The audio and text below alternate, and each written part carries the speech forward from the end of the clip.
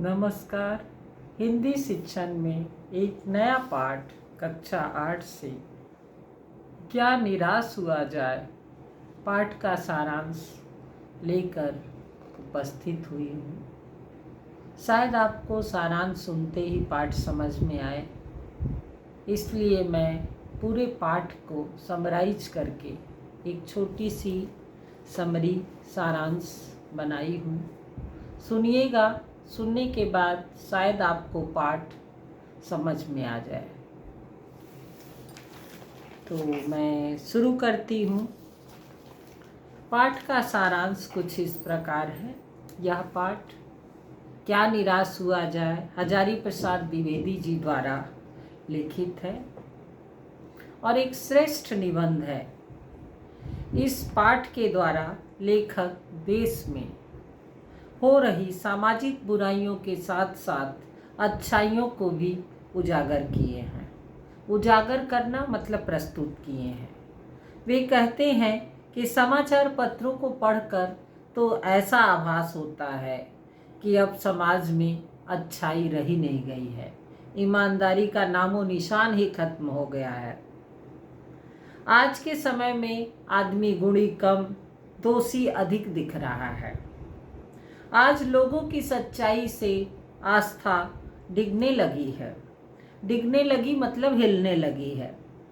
लेखक कहते हैं कि लोभ मोह आदि को शक्ति मानकर हार नहीं माननी चाहिए, बल्कि उसका डट कर सामना करना चाहिए।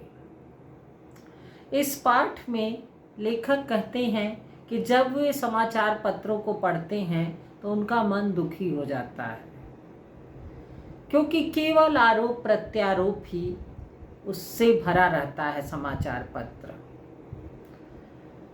उन्हें पढ़ करके ऐसा लगता है जैसा संसार में सही व्यक्ति है ही नहीं, बहुत अभाव है। क्योंकि लेखक मानते हैं कि धोखे से काम करने वाला आज सुखी है और ईमानदार व्यक्ति कष्ट में है और दुखी है। कारण यह है कि समाचार पत्रों में भी केवल बुराई को ही उजागर किया जाता है, अच्छाई की चर्चा नहीं की जाती। आज भी समाज में अच्छे लोग हैं, लेकिन अच्छे लोगों की चर्चा कभी भी आपको पढ़ने के लिए बहुत कम, बहुत मुश्किल से कभी कभार मिल जाती होगी।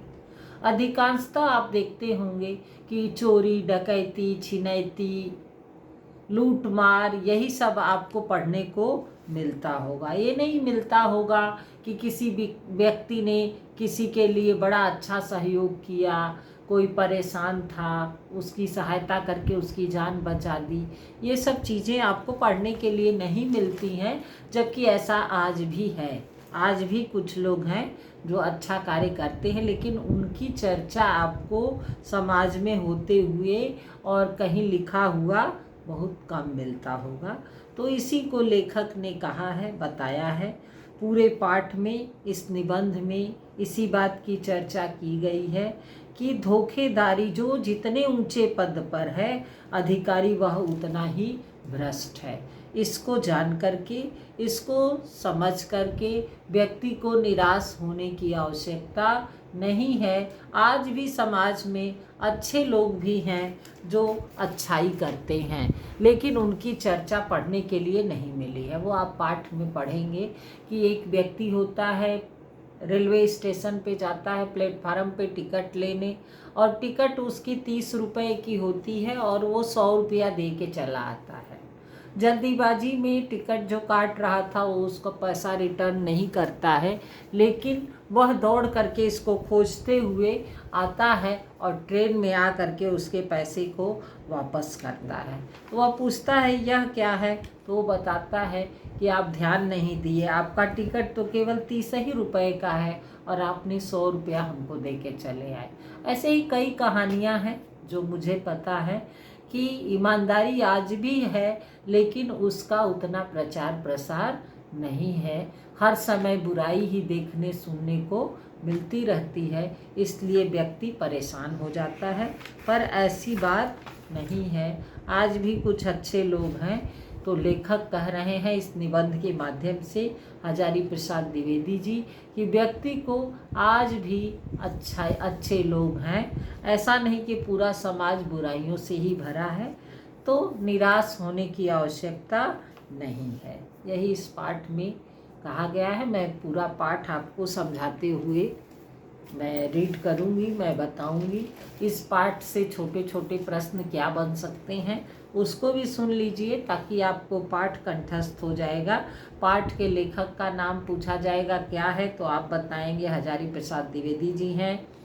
आजकल समाचार पत्रों में क्या छपते हैं, तो आप लिखेंगे चोरी, डकैती, छिनैती, ठगी, तस्करी और भ्रष्टाचार आदि की खबरें छपती हैं। तीसरा प्रश्न हो सकता है कि भारतवर्ष का सपना किसने देखा था। आप लिख सकते हैं गंगाधर तिलक और महात्मा गांधी इत्यादि अनेक महान लोगों ने भारतवर्ष का सपना देखा था। अगला प्रश्न हो सकता है आज के माहौल में कौन से लोग अधिक परेशान हैं। आप उत्तर लिख सकते हैं आजकल भोले भाले और ईमानदार तथा मेहनत करने वाले लोग ही परेशान हैं। अगला प्रश्न हो सकता है लेखक के निराश न होने का क्या कारण है। लेखक के निराश न होने का कारण विश्वासघात नहीं हुआ है, क्योंकि लेखक के साथ ऐसा कोई विश्वासघात नहीं हुआ है। फिर है प्रश्न अगला, छल कपट की घटनाएं याद रखने का जीवन पर क्या प्रभाव पड़ता है। याद रखने से जीवन हमारा कष्टमय हो जाता है। धर्म भीरु शब्द से क्या तात्पर्य है। अधर्म से डरने वाले को धर्म भीरु कहते हैं। इस पाठ में लेखक ने बुरा आचरण किसे कहा है। बुरा आचरण लोभ करना, काम, क्रोध इत्यादि इशारों पर छोड़ देना ही अपने आप को, अपनी बुद्धि को बुरा आचरण है।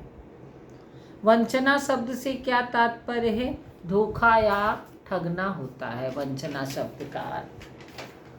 अब आपको पाठ जब मैं समझाऊंगी तो उस समय दीर्घ प्रश्न और लघु प्रश्न के उत्तर को, पाठ पर आधारित जो प्रश्न है उसको मैं समझा दूंगी, सुन लीजिएगा। अगर आपको पाठ की समरी सुन करके पाठ समझ में आ जाए तो आप कमेंट करिएगा, अच्छे कमेंट करिएगा, ताकि मेरा मनोबल बढ़े और मैं फिर इस तरह से वीडियो बनाती रहूं आप लोगों के लिए। धन्यवाद। फिर मिलते हैं अगले विषय के अगले वीडियो के साथ।